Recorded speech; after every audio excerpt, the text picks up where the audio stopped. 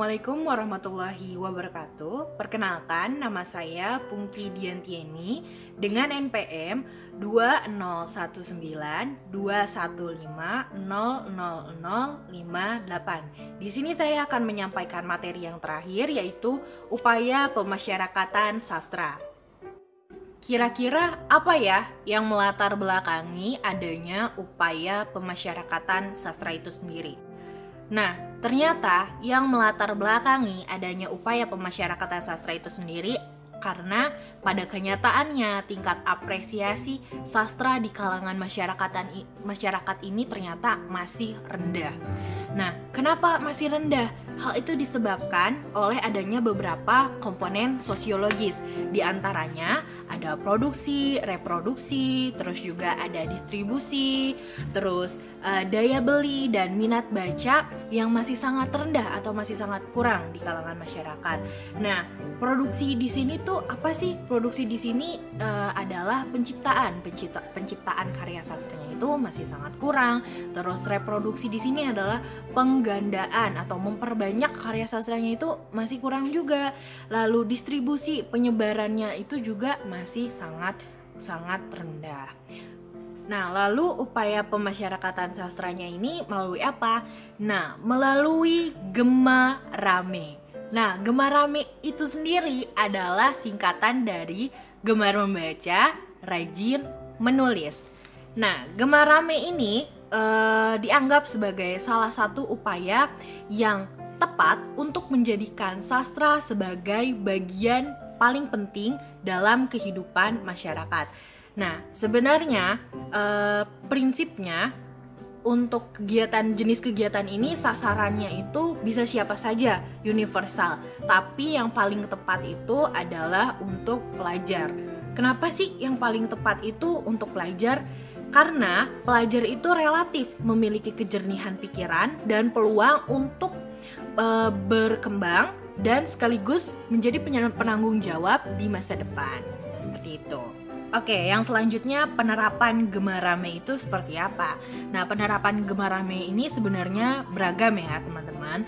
Nah, penerapan Gema Rame yang sering dilakukan di lingkungan sekolah itu ada dua. Yang pertama, membuat program membaca, dan yang kedua yaitu membuat program atau melakukan metode menyimak ya. Nah, yang pertama membuat program membaca ini biasanya dilakukan setiap hari. Nah, biasanya dilakukan kurang lebih 10-15 menit sebelum jam pelajaran berlangsung atau ketika menjelang waktu istirahat ataupun ketika sebelum waktu pelajaran selesai, seperti itu ya. Nah, jadi waktunya itu fleksibel, guru bisa menyesuaikannya. Nah, lalu yang kedua menggunakan metode menyimak. Nah, bagaimana penerapannya menggunakan metode menyimak ini? Menggunakan metode menyimak ini, jadi guru itu dengan murid bergiliran maju ke depan menceritakan buku yang ia bacakan, dan teman-teman yang lainnya, murid yang lainnya itu mendengarkan apa yang disampaikan oleh guru atau siswa yang maju ke depan, seperti itu. Dan manfaatnya tentunya dari menyimak itu sangatlah banyak. Oke, nah untuk yang ketiga ini yaitu untuk menulisnya. Bagaimana sih untuk menulisnya? Untuk menulisnya ini bisa diadakan program menulis di sekolah.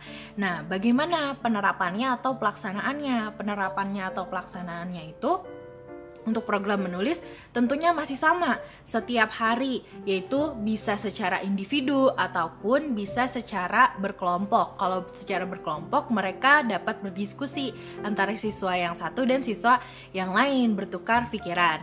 Nah, setelah mereka menulis, hasil karyanya dikumpulkan, guru mengapresiasilah karya mereka dengan bisa dijadikan karya mereka itu bisa dijadikan sebuah antologi atau bisa dijadikan sebuah buku gitu untuk mengapresiasi hasil karya mereka, dan tentunya anak-anak pasti sangatlah senang akan hal seperti itu. Nah, tadi kan di lingkungan sekolah nih, sekarang di lingkungan umum.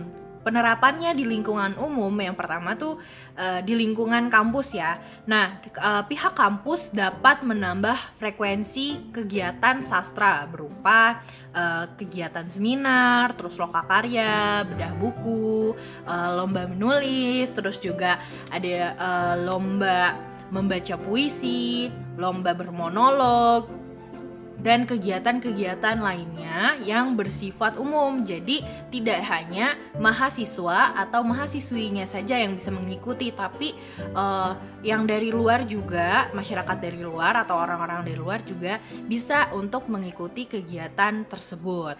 Tentunya ini sudah diterapkan oleh beberapa kampus dan banyak ya.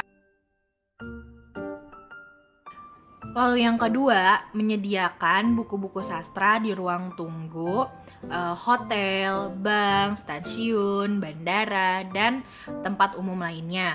Nah, sebagai upaya konkret guna mendekatkan sastra dengan masyarakat.